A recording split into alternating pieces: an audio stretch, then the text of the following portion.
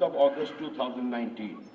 Today, this is a citadel of aspirations of more than 1 crore citizens of J&K in extraordinary situations.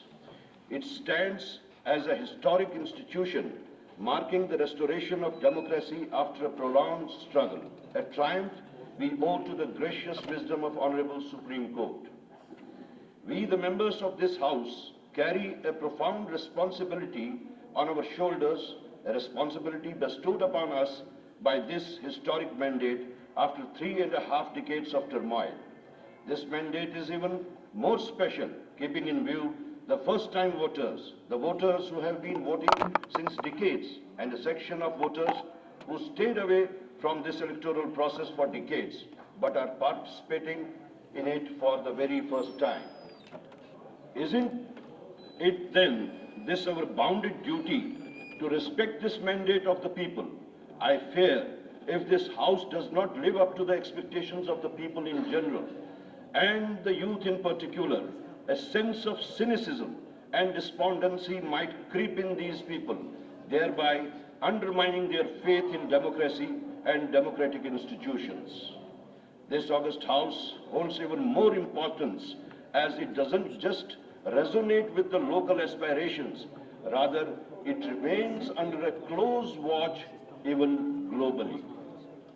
So, we the representatives of this House need to ask ourselves whether we have the time to debate or propagandize our historical and trivial issues or move forward.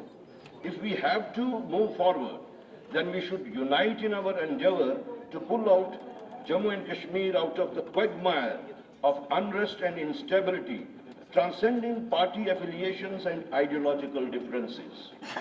What binds us together is our shared identity as citizens of Jammu and Kashmir, and all of us should resolve to play a historical role to take out Jammu and Kashmir out of despair and despondency for the public good.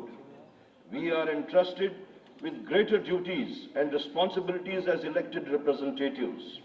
In respect of this historic mandate, with one resolute voice, we must thus champion the restoration of statehood, rising above political divides.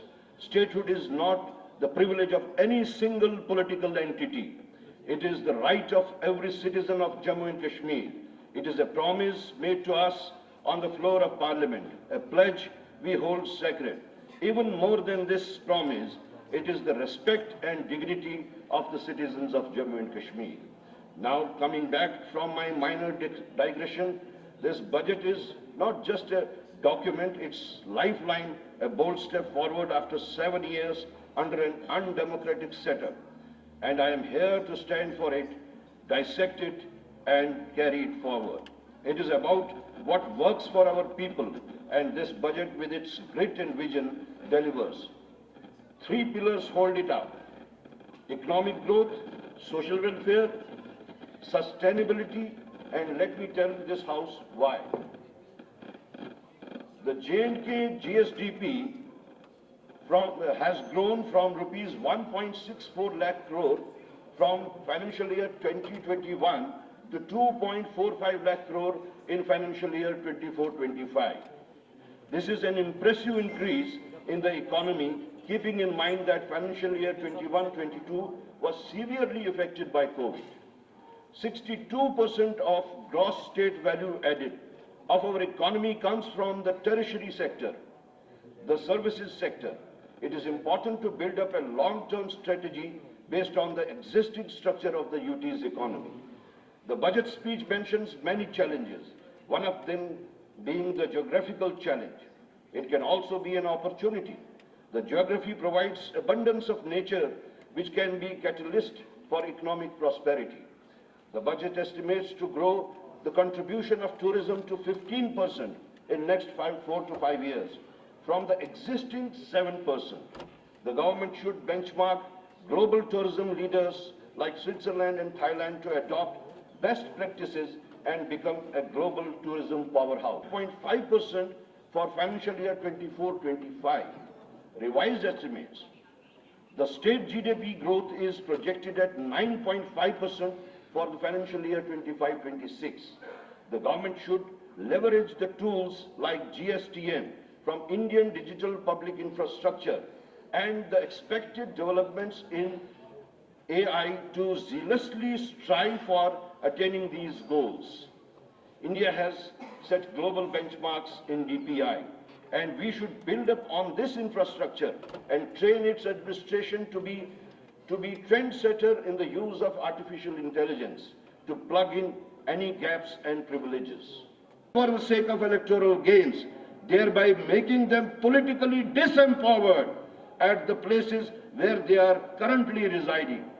Sir, as far as the issues of the refugees of 1947, 65 and 71 are concerned, the one-time settlement of rupees 30 lakh per family, which was approved by the previous government, may be implemented at the earliest.